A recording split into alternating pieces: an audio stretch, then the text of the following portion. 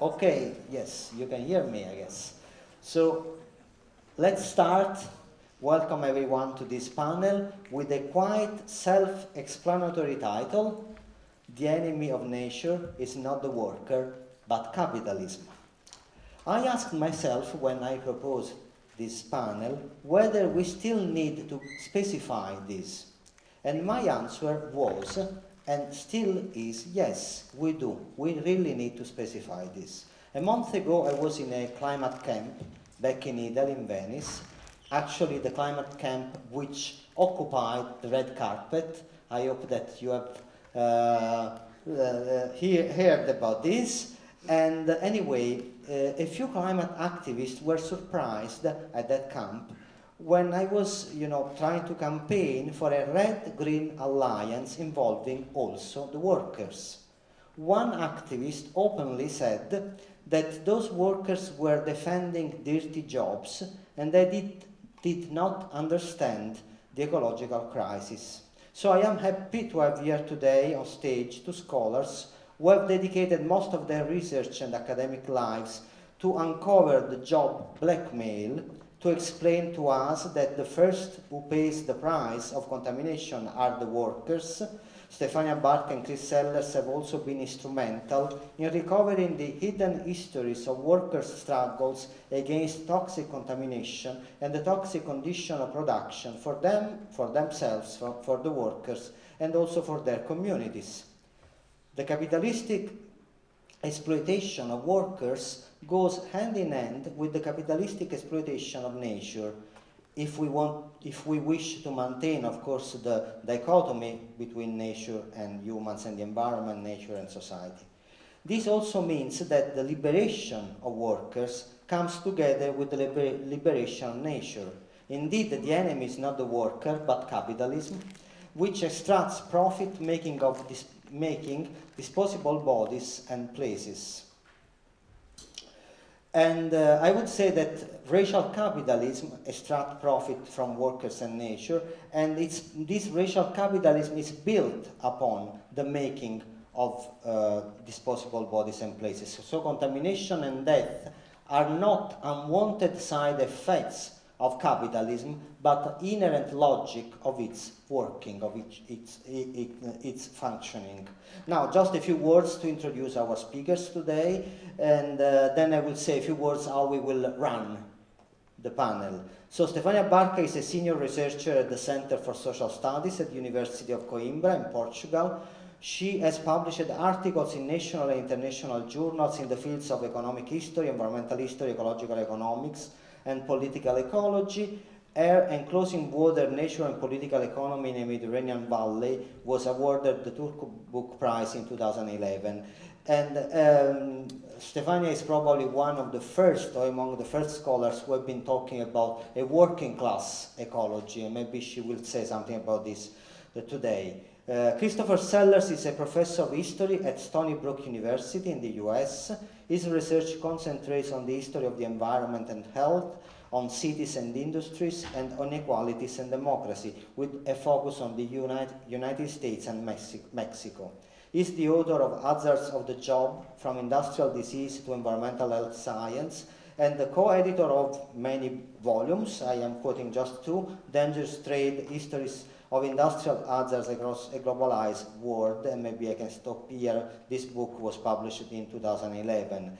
Chris is currently finishing a history of inequality, democracy, and environmental politics in Atlanta, and an in-depth comparative and transnational study of the history of industrial hazards in Mexico and in the US. Now, we have decided to run the show in this way. I have prepared 4 questions for our guests, and they will engage more or less with 2 questions each, and of course, jumping in the conversation whenever they feel the need to do so. So I will start with this question, which I think can be more for...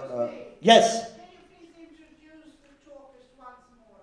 You're speaking so quick, so it's hard, I didn't get Sure. So we have Stefania Barca and Chris Sellers. Stefania is a researcher at the University of Coimbra in Portugal, and she has worked a lot on working class ecologies, and in general on between economic history and the history of the environment. Chris Sellers is professor at the University of Stony Brook in the US, and is specialized precisely in the history of the connections between industrial hazards, workers' organization struggles, and public health. A very short presentation. Sorry if I was too quick. So as I said, we are going now with with 4 questions, and the first question I think is most for Chris, maybe, but Stefania, you should feel free to jump. So the question for you, Chris, is historically, environmentalists and workers have not been, at least generally, in good terms, we could say. We can mention here the infamous sticker that historian Richard White transformed long ago in the title of a very powerful book chapter. The sticker said, "Are you an environmentalist or do you work for a living?" And he found this sticker while he was visiting Washington State, and there was a huge struggle around logging in the area. So could Chris, and of course also Stefania, if you wish, could you trace back the origins of this difficult relationship? But even more than this, could you actually tell us some cases of workers' environmentalist coalitions in the past? Okay, 10 minutes, right? Yes, even less. All right, so just to start, I think maybe some can you hear me? No? Hello? On the back? No. Where? It's not on. It's not working.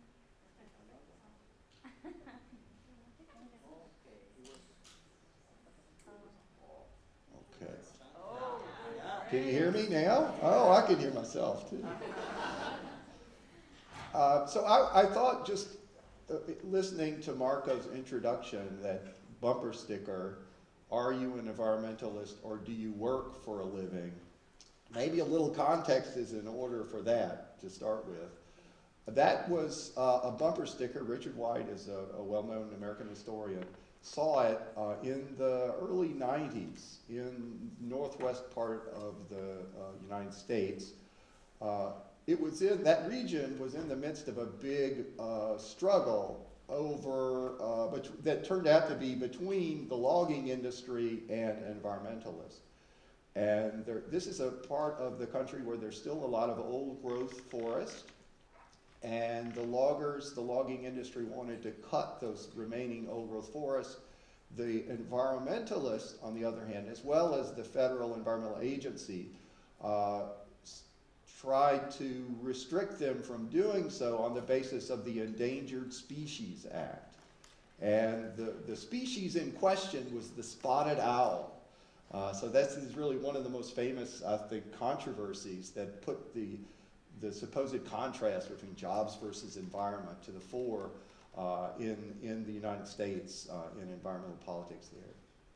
So I think it's a little bit of a caricature of environmentalists, and I think to take that notion of environmentalists, I think worker activism has a much longer history, going back. Really, the classic phase, of course, is the 19th century and the revival of industrial capitalism. But environmentalism, the environmentalist, you can interpret historically a couple of different ways that historians of environment have done. One way is to say that anyone who gets concerned about their environment, whatever the place and time, and engages in collective action to defend that environment, to defend themselves within it, is an environmentalist. Now that, I think, is the easy way, but it's also the way that illuminates just how thoroughly environmentalist workers are, because those then are going to be the workers in industrial capitalism, are going to be some of the foremost environmentalists of their day, if that's your definition. They're concerned about working conditions, naturally enough, given all we know about the industrial capitalism, particularly the late 19th century, mid and late. The other way, though, is to be more historically specific about this environmentalist political identity. And to be a little more careful and to look when people start to call themselves environmentalists. And what do they mean by that? What is the political game in the invention of environmentalism as a sort of a political identity and then as a mass movement? And I think that happens really quite late, and for me as an historian, although it's still 50, 60 years ago, in the middle of the 20th century. So I think that is more productive. The tension between these two ways of defining environmentalism in the past is productive, I think, but to give us really working grounds for today, I think we need to look closely, especially at this historical specificity of particular movements and what they call themselves, even if they have an environmental component to them. And that's to say that the big turning point, I think, is the middle of the 20th century, when you start to define these, this difference between workers and environmentalists. Now, there were earlier roots for environmental concerns. You guys know Marx and Engels were very concerned, for instance, about the housing of the textile workers. There are historians who've gone back and looked at the labor movements of the late 19th, early 20th century. In the United States, in the coal fields, and that's Thomas Andrews and Myrna Santiago in Mexico in the 1920s and 30s in that part of North America. And they both argued that environmental conditions really pushed the labor organizing in this time. People were concerned about working conditions, and they were also concerned about the larger environment where they lived. And there were some instances of where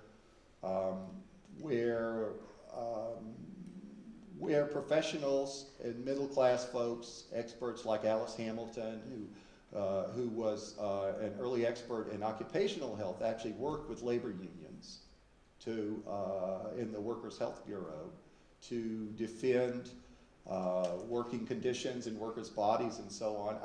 But it's a mixed bag. It's a mixed picture.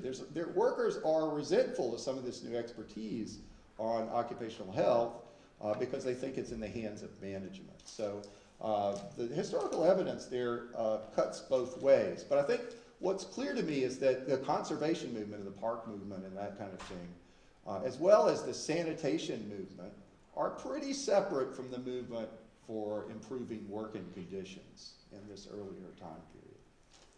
And what happens in the middle of the 20th century is that the movement to make environmentalism and this new environmental political identity is that pollution, the issue of pollution and its public health threats, gets yoked with the cause of land preservation.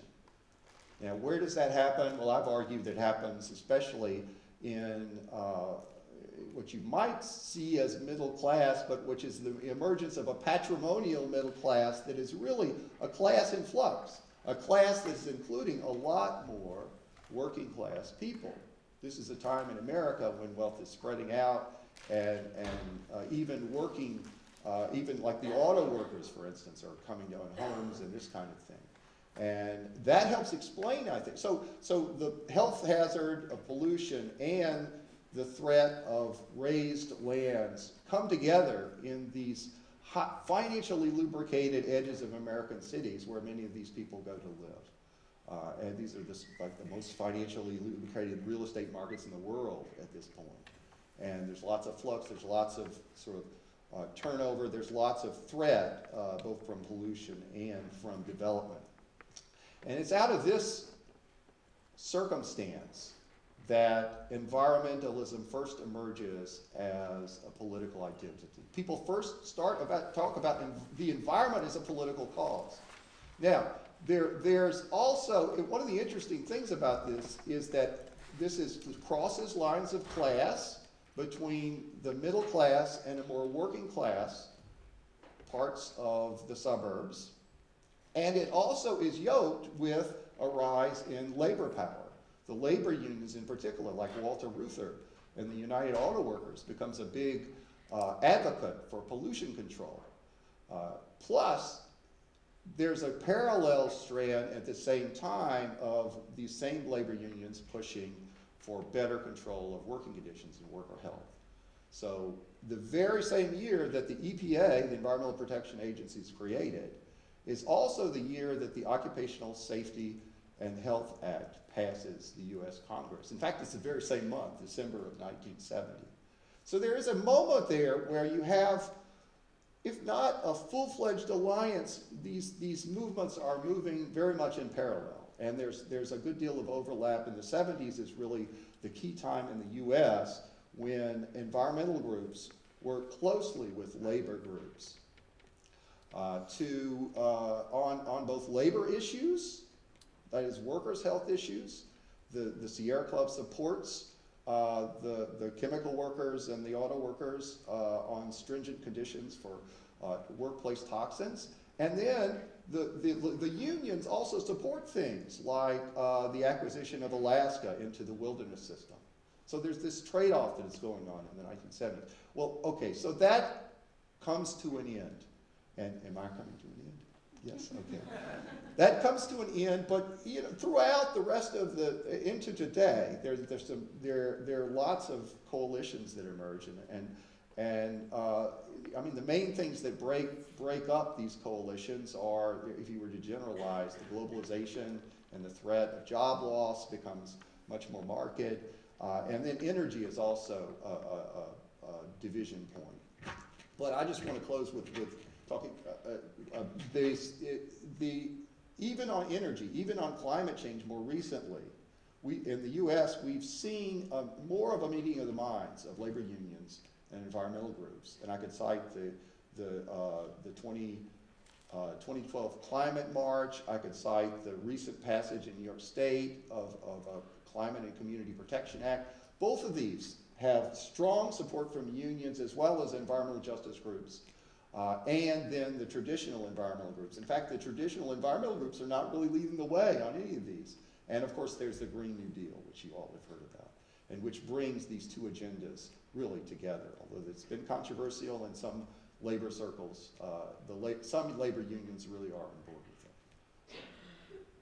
Thank you very much, Chris. And as an environmental historian myself, I also always ask myself and my students why, when we do, the history of the environmentalism, generally we talk about, John Muir, about all the, the founding fathers, generally fathers is the right gender here, but we don't speak about, for instance, Cesar Chavez, we don't speak about Alice Hamilton, we don't speak about Chico Mendes, and so on and so forth. So many thanks also for remembering this history of, alliances which were more or less in place and that we have erased from our memory. Stefania, I have a question about revolution for you, an easy one, I think. So my question is, do you still think that the working class can be the revolutionary subject of this new epoch? Which revolution is needed? And what might revolution itself mean? And how different might it unfold in the context shaped by different historical legacies? For instance, the US versus Scandinavia, or the countries which are now going to deindustrialization versus countries in the global south, which are now going to, become industrialized. So this question is more or less for you. Yeah, I love to give you the answer, but you have to help me turn this on. Yes.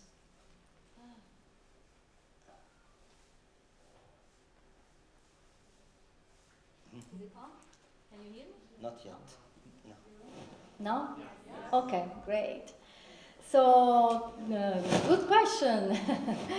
So, the short answer is yes, but only if we rethink very radically what we mean by working class and what we mean by revolution. This is my answer. So, let's start with the working class. It's becoming more and more eluding and problematic a concept. No, theoretically it's very broad. It's including different categories of workers who have in common the fact of working for a wage. No, so producing value for someone else, for the owners of the means of production. This definition, as broad as it may seem, it already excludes half the world population, all the unwaged, all the mostly domestic workers and subsistence farmers, the people that Sonia Wajajara was talking about this morning, if you were here, the subsistence farmers, the subsistence fishers and gatherers, but also other categories. Think, for example, of the waste pickers. That is a very much profession engaging a lot.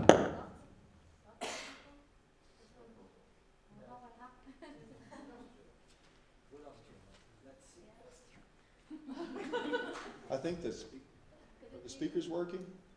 Yeah. Yeah. Yes, yes, okay.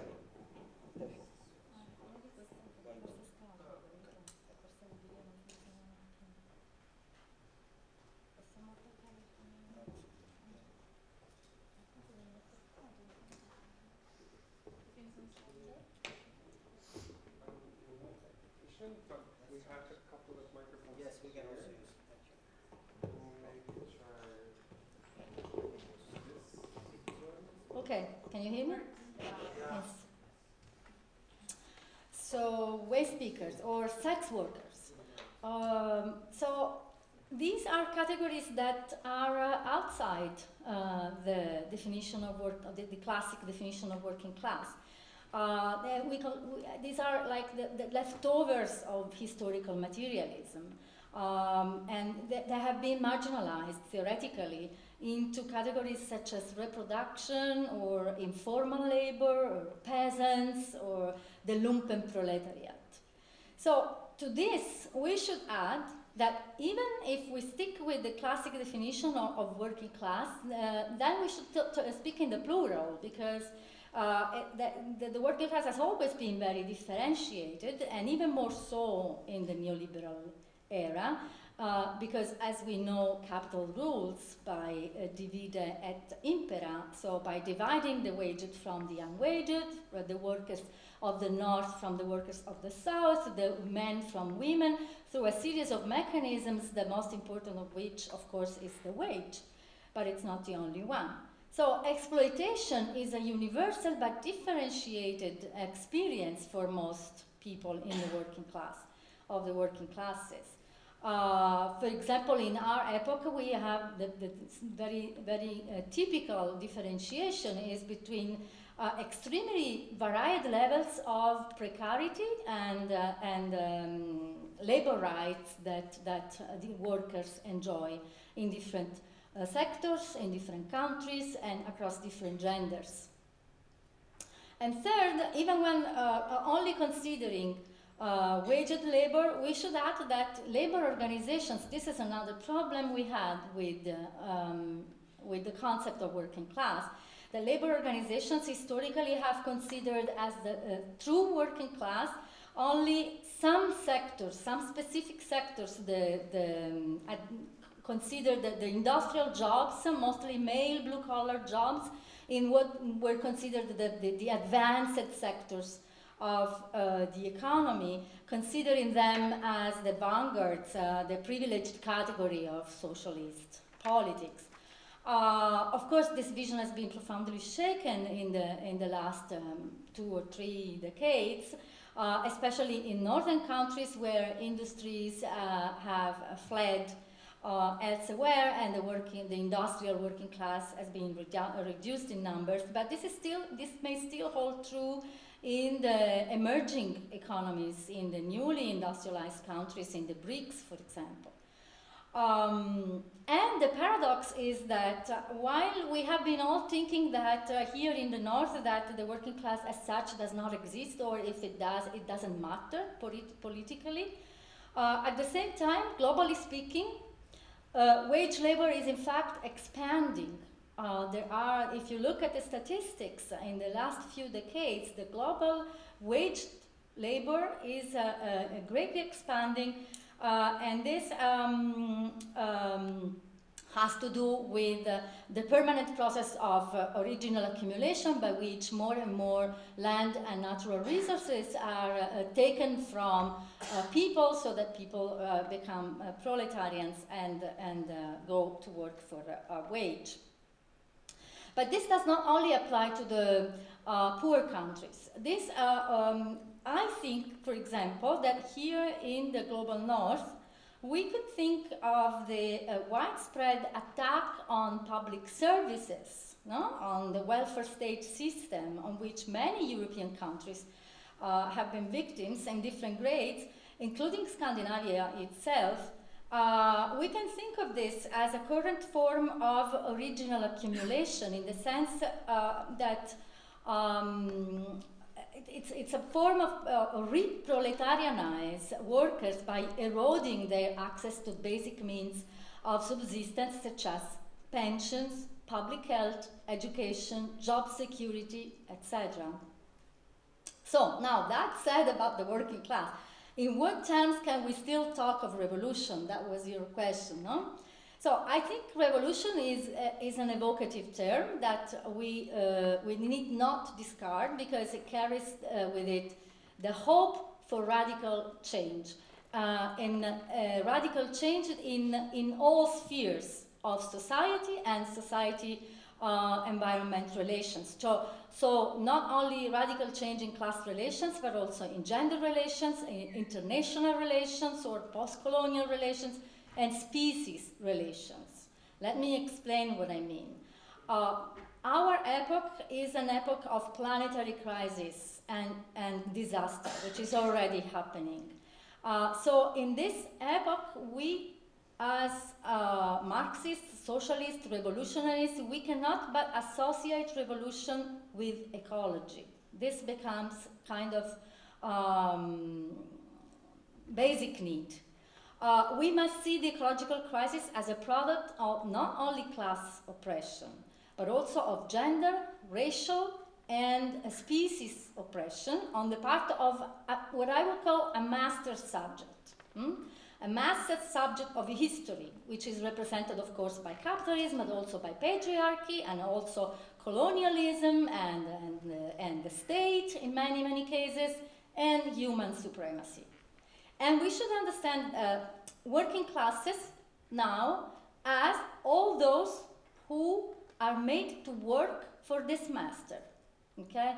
So those who feed it, who provide for it, who make it rich through their work. These are the subjects who must unite in order to liberate themselves from the master. And even though revolution might sound like an old term, I believe there has never been a time for revolution like the one we are living through. Because now it is that revolution means everything, and having it or not will make all the difference in our future, in the future of humanity. So the first condition for considering the working class as a revolutionary subject is that of including the unwaged, most of them women, as fully human in the political sense of the term, historical subjects endowed with political agency and revolutionary potential as any other person who does not own the means of production. If we do that, we realize that the world working classes have in common today, beyond their differentiations, the struggle for life. The struggle for life, which means not only survival, not just survival, avoiding the climate catastrophe, but the struggle for life, for me, it means getting rid of the system which has produced the ecological crisis and which is threatening the continuation of life on the planet. And if we frame the struggle, the working class struggle of today in these terms, then we could come up with a truly communist agenda. This is my point. One that could finally overcome the divisions within the working classes which have been politically constructed. And this is not a visionary theory of mine, but a real political potentiality and also a reality. In fact, Some sectors of the world working classes are already leading the way in this direction. And I'm thinking here, yes, I'm concluding, I'm thinking here not only of the Zapatistas and the Kurds, whose revolutions are very real, and in fact, they are under attack at this very moment, but also of movements, workers' movements, like, for example, the Via Campesina, the International Peasant Organization, or the Landless Workers of Brazil, or the Alliance of Indigenous and Peasant Populations in Brazil as well. And this is not even just a rural phenomenon from the global south. If you think, for example, of the struggles and movements for commoning, occupying the factories from Argentina to Greece in the last 10 years, in the years of the revolution, of the financial crisis. Well, just to conclude, the working classes are not a static subject. They are moving, okay? So we need to change the way we understand the working classes. They are moving, they are reorganizing and resisting capital's attack, counter-attacking, and their struggles are determining our own future. So we better move ourselves and join the fight.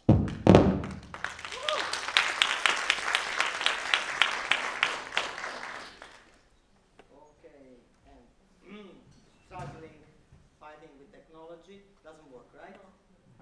Or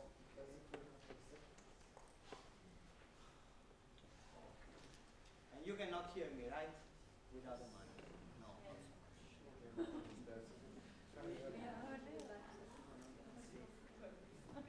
One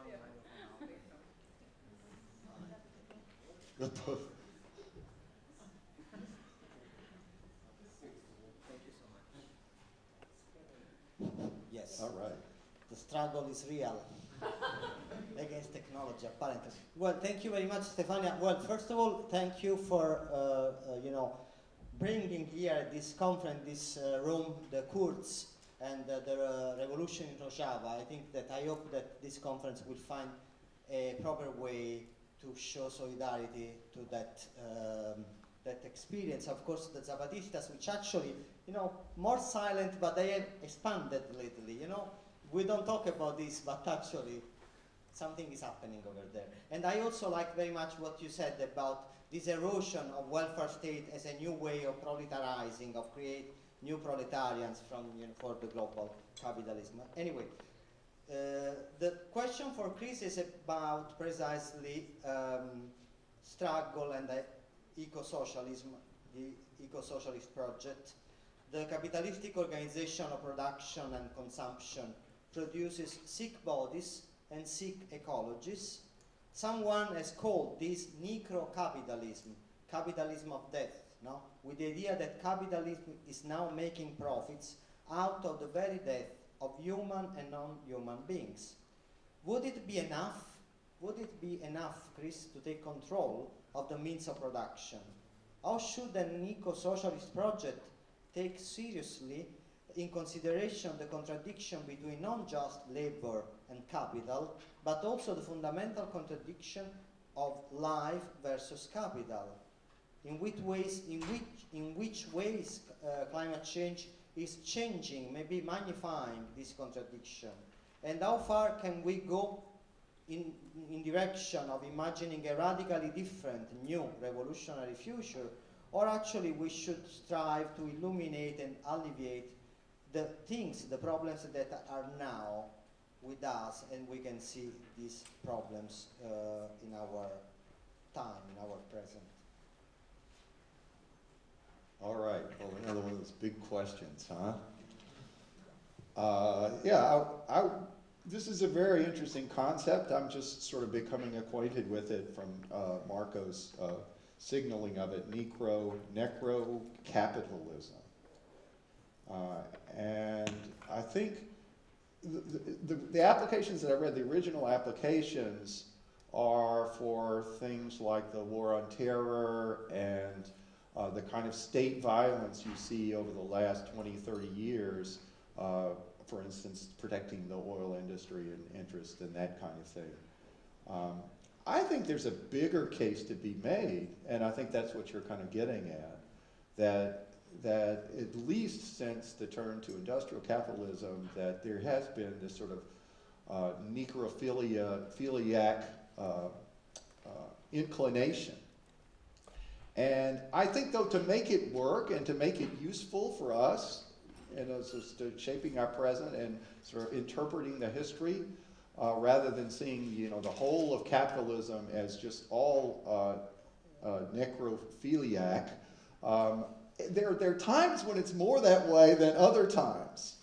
And I think those points at which the necrophilia is somehow alleviated, diminished, those are kind of the opening points where we can see possible ways forward today for how we might remedy this, what capitalism has brought us.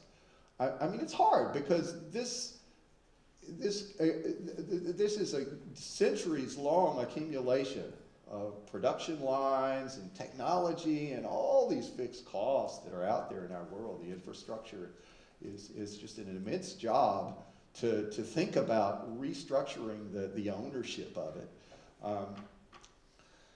I think just thinking through what it might mean to resolve these contradictions, I'm gonna go back to my own sort of terrain in history and talk a little bit about where in American history in particular I think that the necrophiliac trend in capitalism has been ameliorated. Now, not certainly in the late 19th century. Late 19th century, when companies dealt with worker accidents and disease just through worker turnover, that was not the time. I mean, that was kind of the epitome of industrial capitalism's necrophiliac tendencies.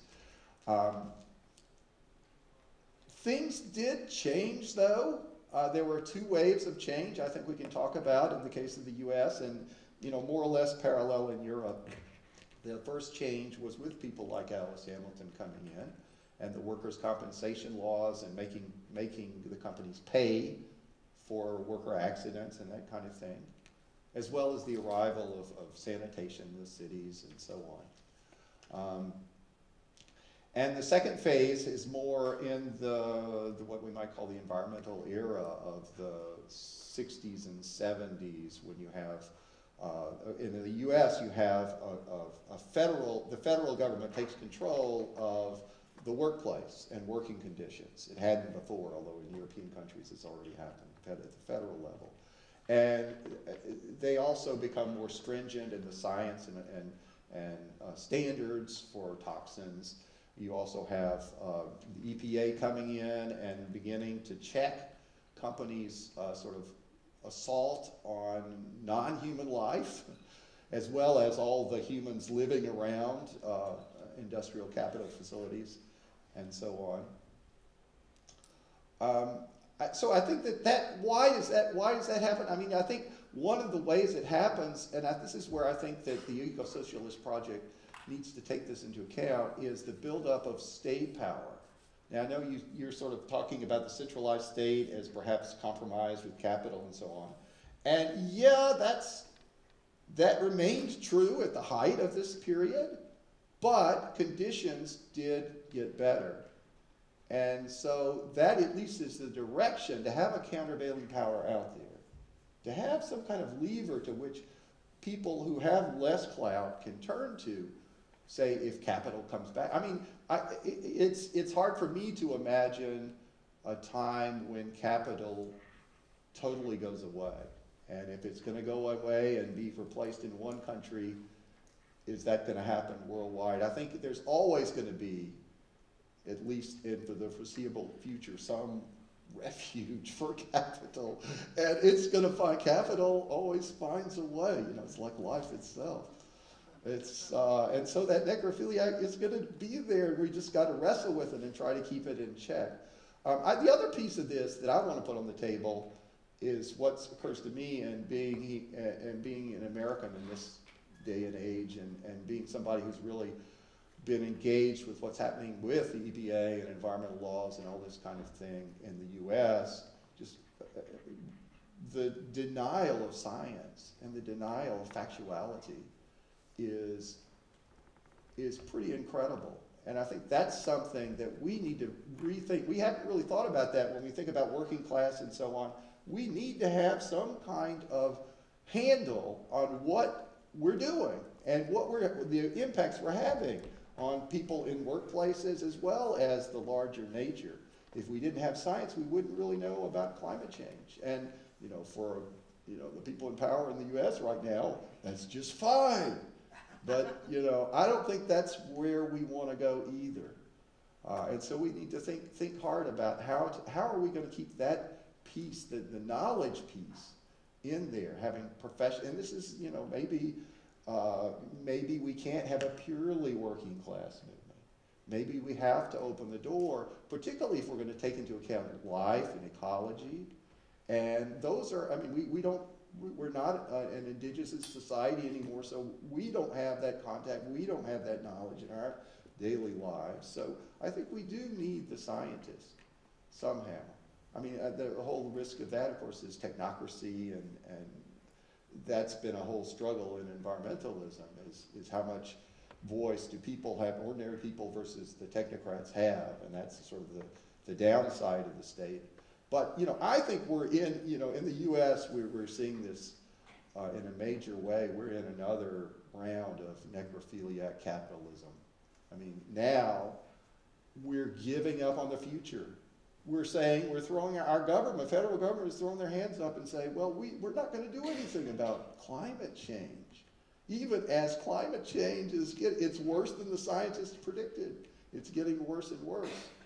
And our government is decided, and it's not even, well, I could go into the ins and outs of that, but I think we may be in a whole new turn of necro-capitalism that is going to move us even further back to where we were in the late 19th century. Only now, the whole planet is at risk. So we need eco-socialism now.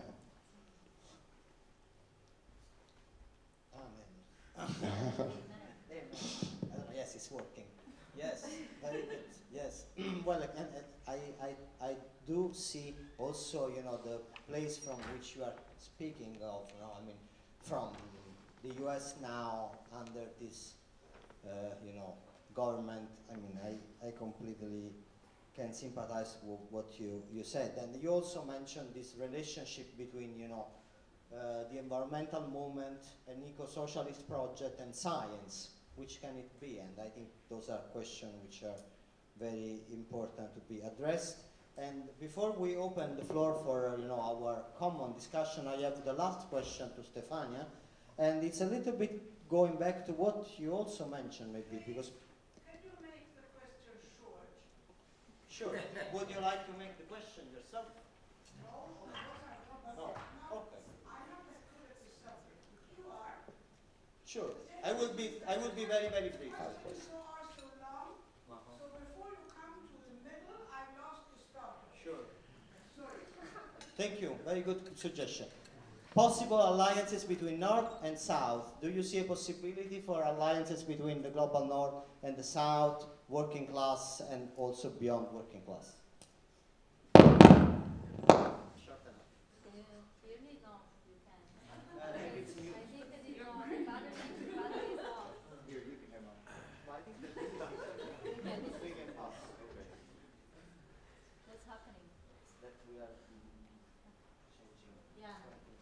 It's capital.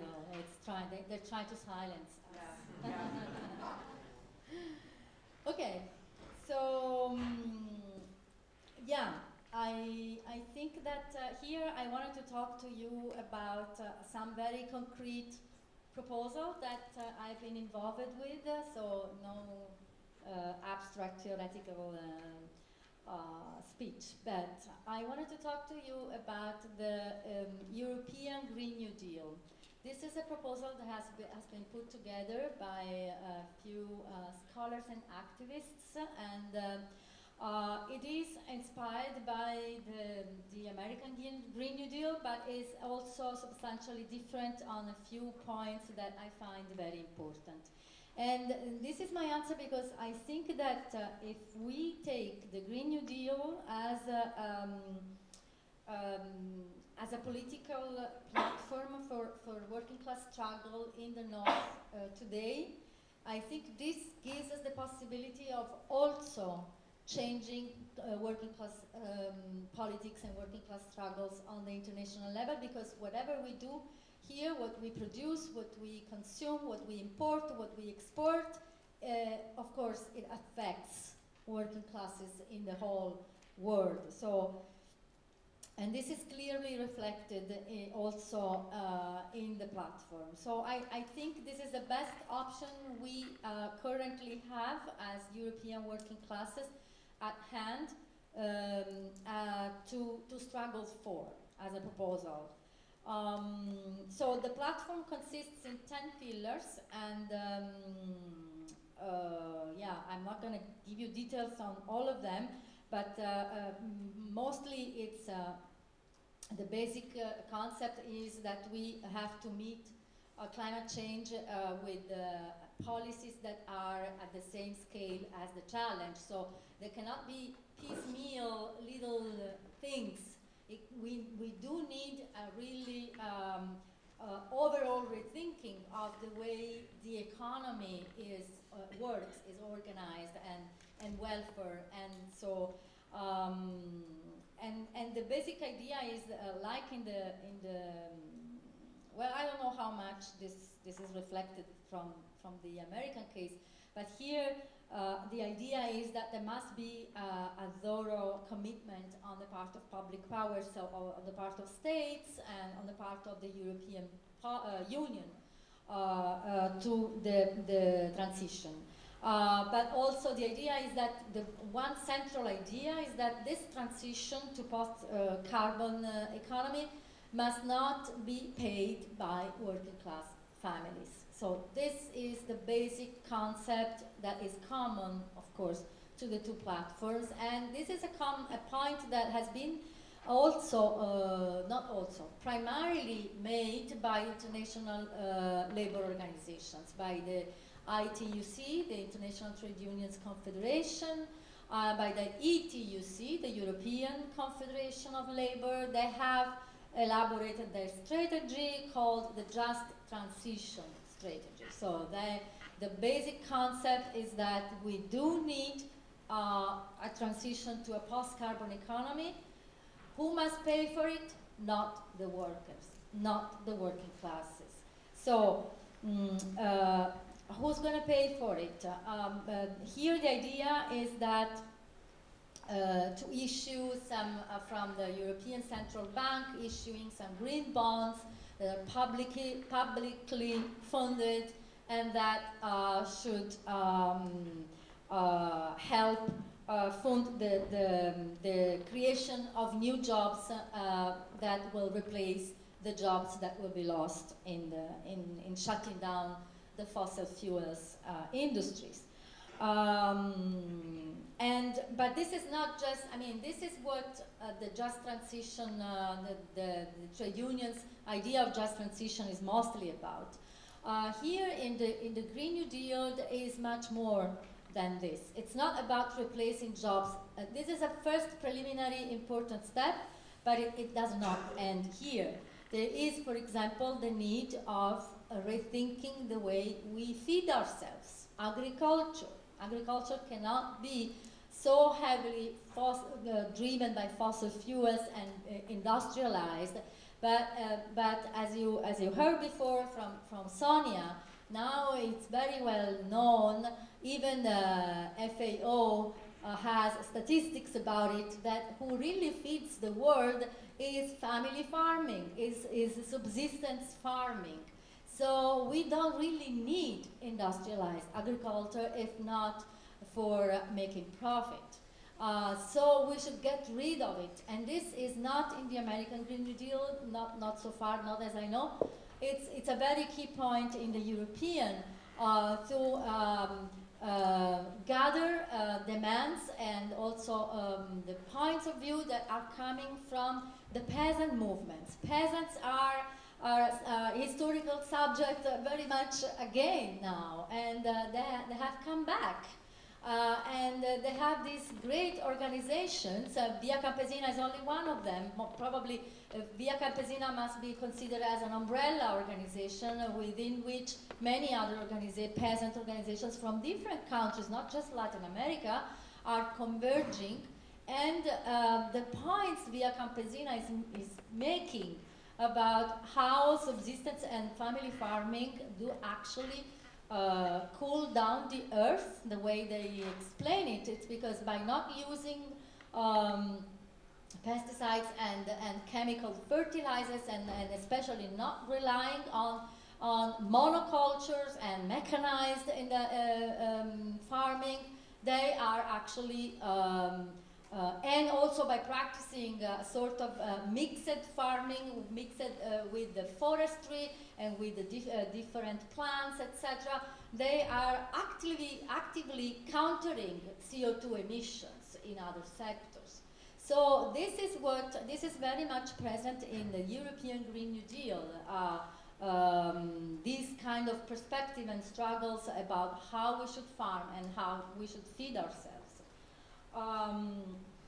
Then another important point is that the point about equality, in the sense that combating financialization and for example, one example I can give you is an important point is about housing, about how to combat the housing crisis that we are having in Europe now, not by making new constructions that are occupying more land and cementifying and creating more destruction and emitting even more CO2, but by two means. One is retrofitting, sorry, this has to do with another thing, but by another means, that of reclaiming unoccupied houses, reclaiming the houses that are empty because of market failures, and making this a public heritage, and creating new housing possibilities, new housing opportunities in the existing housing patrimony, not building new ones. And another thing about equality, another aspect of equality, not as an abstract principle, but in socio-economic term, is combating energy poverty. In Europe, we are known for being one of the parts of the world where we have a higher use of energy. Even so, there are countries and there are regions of Europe that actually suffer from lack of energy, for example, in domestic heating. So how to combat that? Through a plan for the retrofitting of all buildings so that they become energy efficient. So it's not about incentivizing more drilling for fuels in Europe, but it's about using energy in more efficient, not only more efficient, but more socially equitable ways. So a public plan, publicly funded to get energy to the people without having to drill more and extract more. Another point I wanted to call your attention about is two more points. How much time I have? Do I have? Well, 2 more minutes I need. One. Okay. One, first, and this is a very key point, ending the dogma of GDP growth as the solution to all problems. So this is definitely different, I think, for the American Green New Deal, which does not have any point about GDP growth. It's actually still within the GDP growth perspective. Here it says clearly we must abandon GDP growth as the primary measure of progress. Instead, we need to focus on what matters, health, happiness, and the environment, by redistributing wealth, basically. So we don't need to, because the GDP, the growth religion, is what justifies all sorts of crimes against the environment.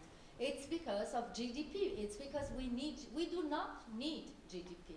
This is something that has been thoroughly now analyzed and studied, and so we know that to create wealth, and we do not need to grow economically.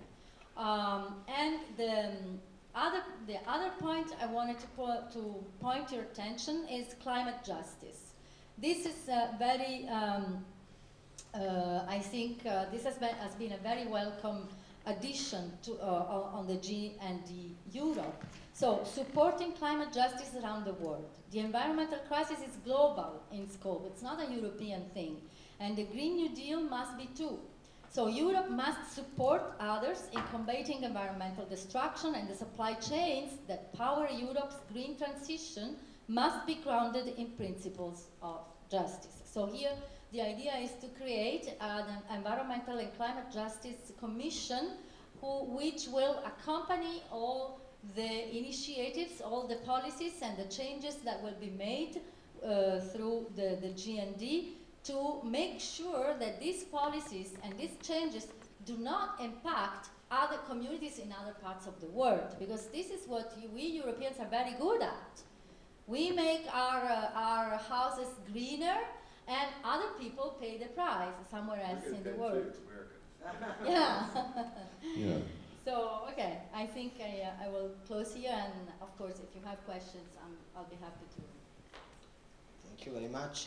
Well, one among many things, one thing that I was really struck by is this problem of who's going to pay for the transition. I think that this is a very important question. I mean, we can think also of, Macron, and what does it mean if you decide that you want to help the environment without taking in any consideration who's going to pay for this kind of politics. Or we might also think about a little bit, I don't know how would you feel, but I am a little bit, how can I say, annoyed by all the discussion about sustainability, I mean, it's not clear what should be sustainable, for whom. And I think that linking this with who's going to pay, and in a way, so with just transition, maybe it's very crucial.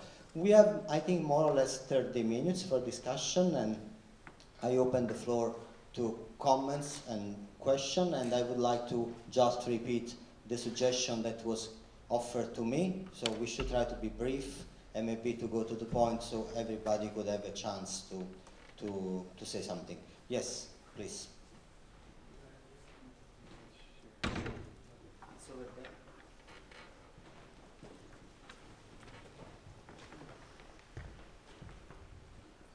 Thank you for this presentation.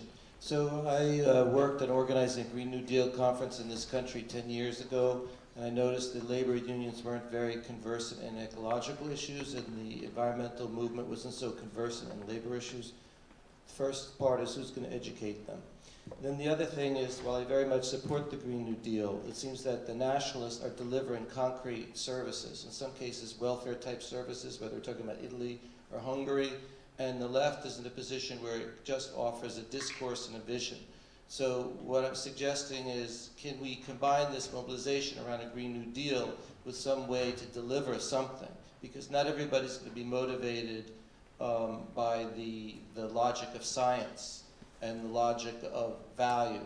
Although younger people are, not everybody is. This is one of the reasons the unions are not totally behind some of these versions. So I think that there are things like cooperatives, ways to organize socialized consumption, et cetera, that could complement in a material way and deliver something to people. Not in a GDP way, but in a quality of life and value, use value way. I'm supposed to use that word, use value. Thank you. Anybody wants to? Well, yeah. You want to go first? Maybe I'll go first. Okay, so yeah, in terms of the American New Deal, Green New Deal, Yeah, I think that some of the unions are not on board with it. As I understand it, I mean, for one thing, it doesn't sound like, compared to what Stefania is describing, that it's quite the same sort of thing. It's a 30-plus page just resolution that was proposed in the Congress and not passed, but it has spurred a lot of discussion and publicity and talk, and I think inspiration for people. There is a lot of talk about jobs, and particularly making sure that green jobs are there and are decent, and there was an effort in writing it to try and bring the unions on board very explicitly, but not all of them were brought on board, and not all of them participated in the writing of it. I think there was some resentment there. You talk about who's going to educate who. I think that's a moment there that's educative for all of us about how that education process can work. There has to be collaboration. People have, from both sides, there has to be outreach. And there has to be a lot more sort of tightening of the networks and that kind of thing. That's really what's going to happen, what's going to make a viable alliance going forward, is to make sure that the unions are consulted when people write Green New Deal, not just they write, job clauses into their resolution, but they actually bring union leaders to the table. And that didn't happen in some of the American process leading up to with the Sunrise Movement and so on. So I think that, but yeah, historically the collaborations have happened when even there's been outside communication between people in the unions and people in the environmental groups for various reasons. They get to know one another and they find it easier to work alongside one another. One of the problems in the US is that the people in unions we're such a segregated society by class, and that is really hard to overcome. But there have been more occasions, and I'm impressed actually by how much the sense of sort of mounting coalitions that we've seen since really the climate march a few years ago in the U.S. Certainly that did happen in New York State. The unions were brought on board when they passed the Climate and Community Protection Act. And they were responsible for the language in that about the jobs and so on. So, go ahead. Yeah, just very shortly.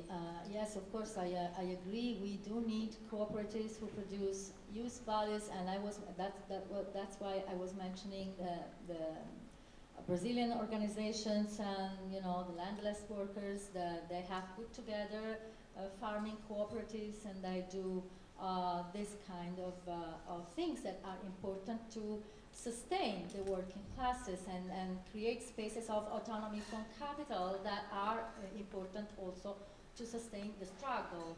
Okay, so they are not ends in themselves, but they also are means to strengthening the struggle.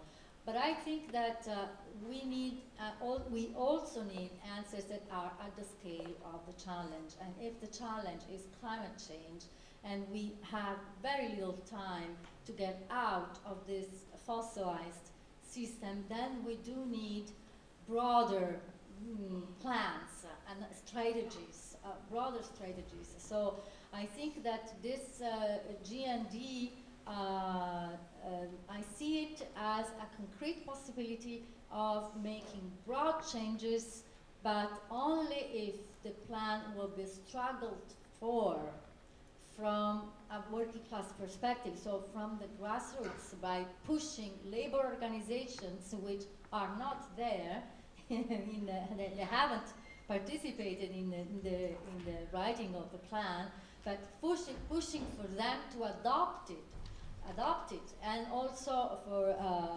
labor confederations, pushing for labor confederations to adopt this plan and to struggle for it at the political level, and we also need this kind of struggle. Thank you. Daniela? Yeah. The microphone is...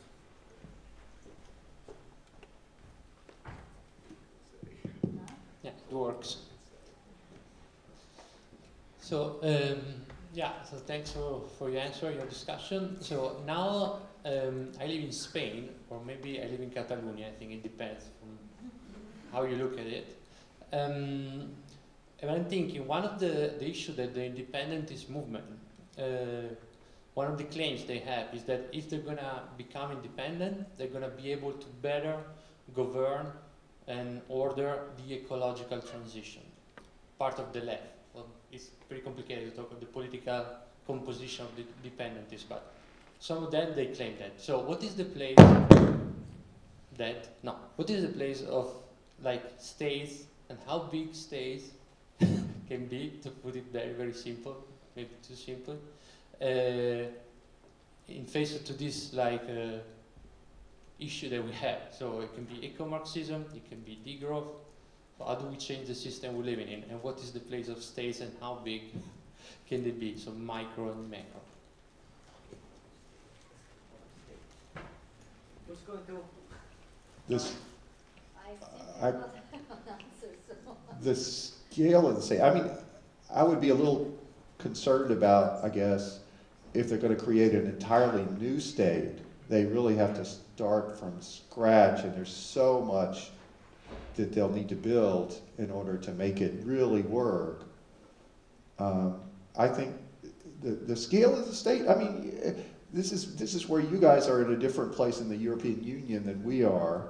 I mean, we have this sort of continental state, and we have, our problem is we have, there's a struggle right now on how much the federal government is actually going to call the shots on environmental issues. And that's some of the struggle of the Trump administration trying to get California to toe the line in its rollbacks of environmental rules. Also, it's really quite nasty. So I think there's an advantage to there's an advantage to large scale, but there's also a disadvantage because that creates, in the case of the U.S., a real target for capital, and we're also seeing this great pooling of wealth that now that it's flowed into politics and directly, the oil and gas industry has put so much money invested in the Republican Party, which is now anti-climate, climate denial. Up one side and down the other, and there's so I think in a way you can kind of get under the radar screen and maybe do more sort of thoroughgoing, less opposed change at a smaller level. And certainly that's what we're seeing now. It's just the state level where the action is in the U.S., not of course at the national level. Although Green New Deal holds out the hope. Elections have to happen, the Senate has to turn, there's lots of things that have to go on, and I'm not entirely optimistic at this point, even though, we see the news with the impeachment and so on. Capital is just, we're at a bad time, and that wealth continues to concentrate. There's no let up in that I can see. And that is flowing into our politics, especially in the U.S. And that is, so it may be, I would say, probably lower scale, smaller scale, has a better chance at this stage. And perhaps building up from that, multiple smaller scale states doing the right thing would be the way to go. Certainly that's what's going to happen in the hope. That's where our hope lies mostly in the U.S. at this point. My Catalan friends would be happy. Yeah, just very briefly, can you hear me? No.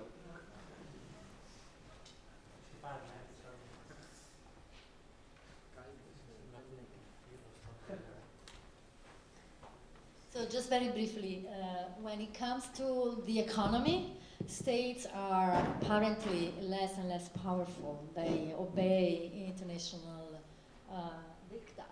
So that's why the Green New Deal for Europe has been thought of as something that can be proposed at the EU level. Because in our experience, what happens when states implement new budget cuts and they cut services, they justify this because the EU is asking us to do that. So what if the EU is asking you to implement a Green New Deal? I don't know, it's a bet. Yes, somebody over there.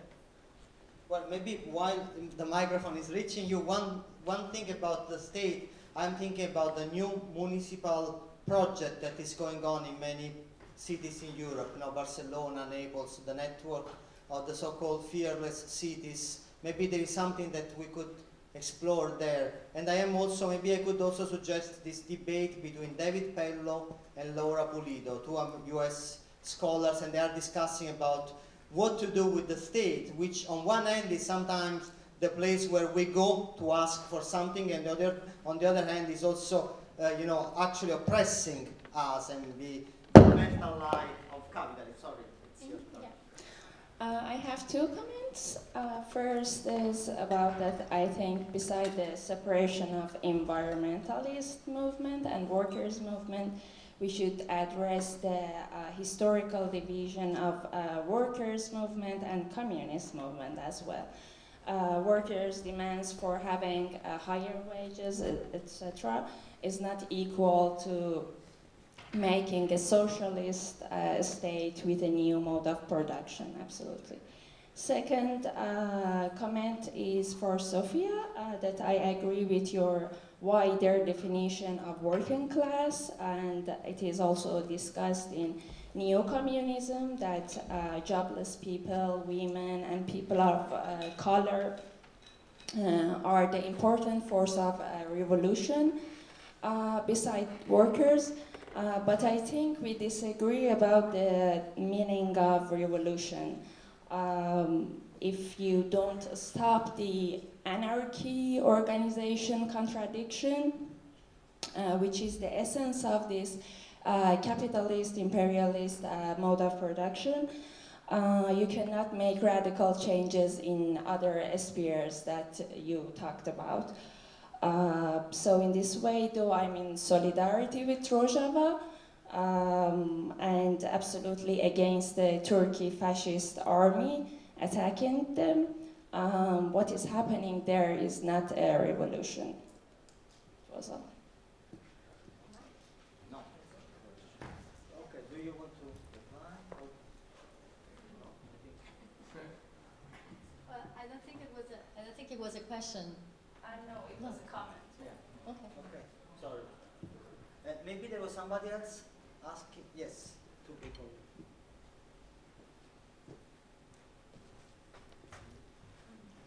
So my question was for Stefania. You said that we should understand the working class as those who work for the new master subject, that would be capitalism. So more like structurally speaking. To what degree do you think that the state as a slave to capitalism can be understood as a new working class and therefore the new revolutionary subject? Is that a clear question? The state. State as what? Sorry? If you can repeat Yeah, to what degree do you believe that the state, like the state apparatus, can be regarded as the new working class in as much as it works for the capitalist, for like the capitalist mode of production, and therefore that it is a revolutionary subject of this new era?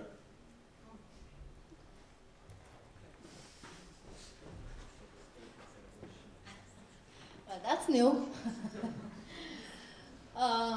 Well, first of all, let me specify by master subject, I do not exclusively mean capital. That's why I don't want to call it capitalism as such, because there are other systems of oppression, like patriarchy, that it does not entirely coincide with capitalism, and also some socialist regimes or a state planning, a heavily centralized state planning that call themselves socialist, doesn't mean they are.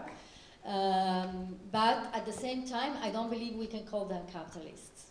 So I think there is here. That's why, for lack of a better term, I'm using this master subject of history, which is, let's say, a transitory concept in waiting for better conceptualizations of what is really the system, the oppressive system made of all these different kinds and forms. That said, the state can be very much part of the oppression system, but I think you are speaking here of people who work in government jobs. That's what you are meaning? I think of like the organization that the state is capable of outside of profit, so all the infrastructure that it generates. Yeah. Of course, the state is let's say a sort of hydra subject. It can assume different forms, and so it is very important for this reason working from within the state. In Italy in the 70s, we had this say of marching through the institutions to change them.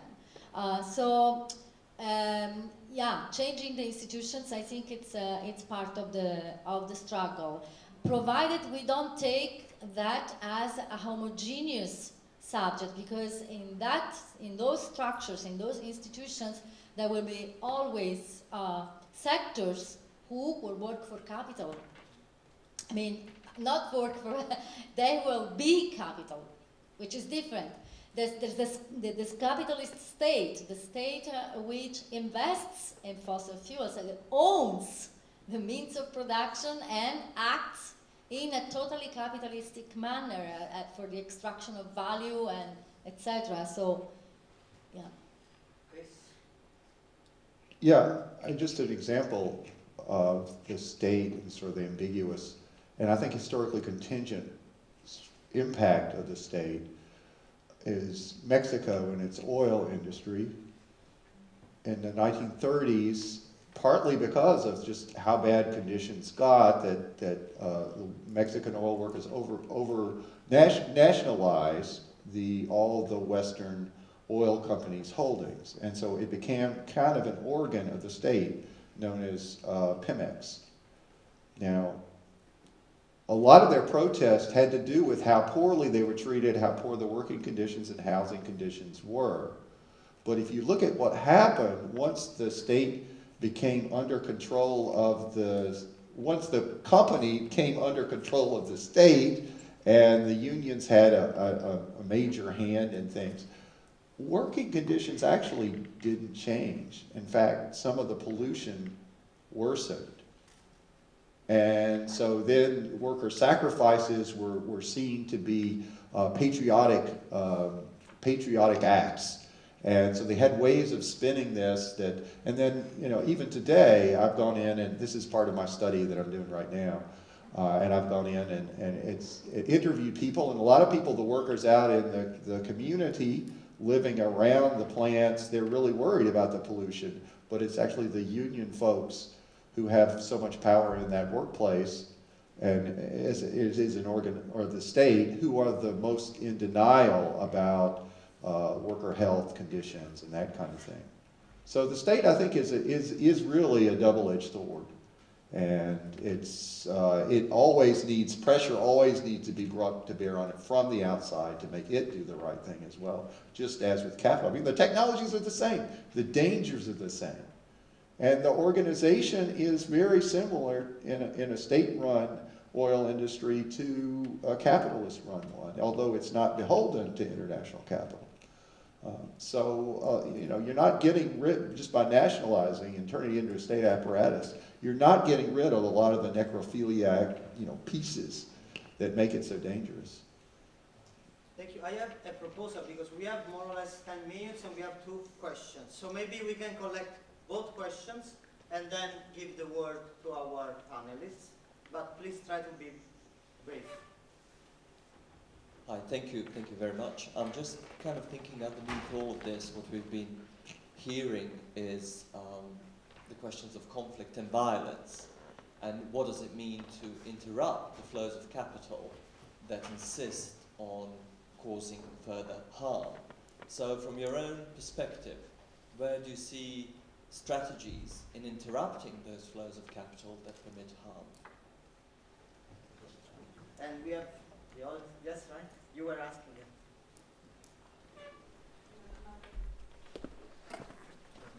Okay. Okay, let's try. Actually, my question is actually very similar to this one. I just wanted to ask what your thoughts on are on direct action to immediately stop development of carbon-emitting industries. So I think it's probably the same question. Thank you so much. Maybe the last one. Sorry, though. I need to. I think it's maybe quick. The definition of necro-capitalism, what that is, and then like who is running the Green New Deal projects? Is it civil society or is it more from politicians? Yeah. What was that? I didn't catch it.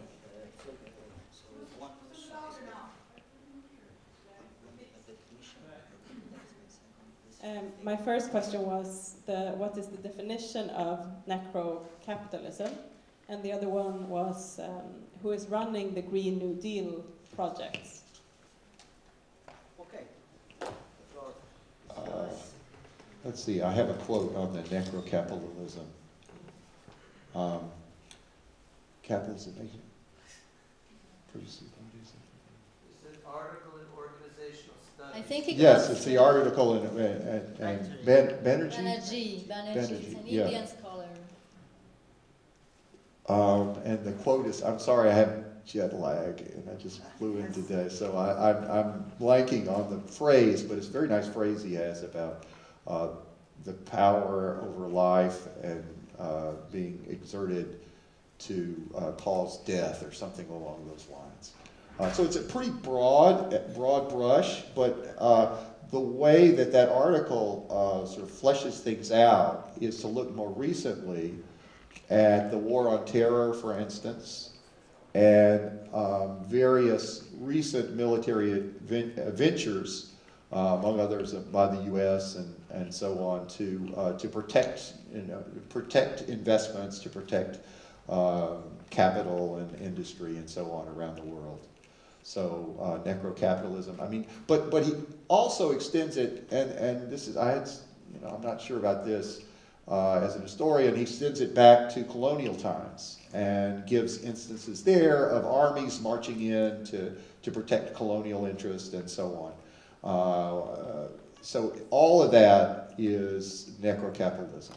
And it's a little bit, what is not necro-capitalism is the question that I've sort of... Is there a capitalism which is not necro? That's what yes. I'm struggling with. There's some that, still necro, but not quite as necro as, And I think there's also, that article doesn't acknowledge to the prospect of slow violence, which is, from toxic chemicals and climate change and all these kinds of things.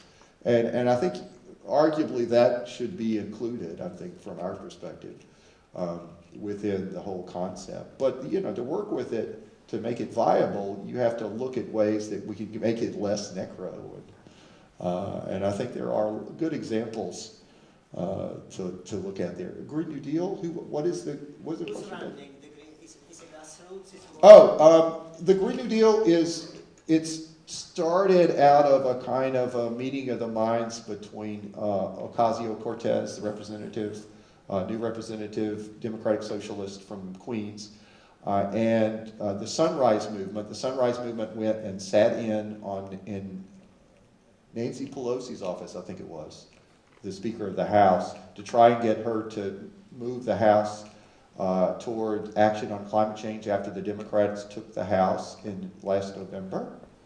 And Ocasio-Cortez took this occasion, she had just been elected, to jump on board, and then got together with Representative Markey from Massachusetts, and they proposed this resolution in January of this year. This year? Yes, in the Congress. It was a 35-page resolution. It had been worked up by people in the Sunrise Movement, which is largely, a lot of it is high schoolers. And And it was a sort of a sweeping statement of where the economy needed to go in order to make the energy transition by, I think, 2030, but an accelerated transition, drawing on the metaphor which means a lot for Americans of the New Deal, which is the big 20th century, intervention of government in the economy. So really ambitious programs in the middle of the Great Depression that really reshaped the political economy of the U.S. In just a few short years. And that also required a lot of federal investment and so on. So that's the metaphor they're drawing on, historical, to make this look more possible and to inspire people. And subsequently, there's been a whole sort of debate, and lots of people, lots of other groups have gone on board and have developed their own ideas, including in agriculture. There's people working, there's working groups all over the country, as well as sort of mobilizing in lots of locales where they've had meetings for people to come, citizens to come and talk about what they want in the Green New Deal and so on. So there's been a lot of action, grassroots action, as well as at the congressional level. Maybe Stefania, I don't know if you want to say something on this issue about how to stop the Yes, flow. exactly. That's what I wanted to do. Oh yeah, give us a. Yeah. Yes, because I have the answer. All right. So, we heard this morning that we should go out and do direct action, militant direct action, like, for example, putting on fire the pipelines or, direct action. Well, okay, we can discuss about that, but I think that there is something that Andreas Malm forgot to tell us about that is in between the burning up the pipeline and flower power, as he put it, the non-violent action. And the thing in between is something that is very historically key to the history of the working class movement. It's the strike. We can strike. And if we rethink what the working class is and how it is made up of different people, not just wage workers, but different people acting in different parts, in different sectors of society, including, for example, the feminist strike that has been proposed in the last few years. This is a one step forward in rethinking also the strike, no? But we have the strike, and we have to employ it to stop capital from killing the earth. And I think we have to stop now. Yeah. And I think, well, I have one other thing. I mean, I've been involved in this since the Trump administration came in, and I think this is also pretty vital. I think shining a light on what these guys are doing.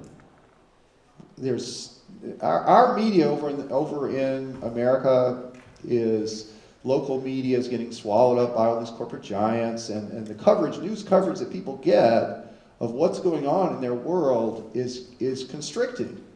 And I think one of the things that we've done in the States, a group of us, scholars and so on, have gotten together and really followed what the Trump administration has been doing and tried to get the word out, document it, and to make sure, people, there's a record of all the horrible things they're doing, and then to get the word out, and there are all sorts of avenues that were not there 10 years ago for us to do that. We don't have to be, a journalist to do that. We don't have to be a part of the media elite to do that. The internet, I think, has opened a lot of possibilities for communications and for sort of new public spheres that we can create and sustain that can make these movements possible. And there's a lot of hopeful possibilities out there. Well, first of all, thank you very much to all of you for being. Thank you very much for all of you to be with us today, this afternoon. Thank you to Stefania and Chris for this fantastic panel. And indeed, the enemy of nature is not the worker but capitalism.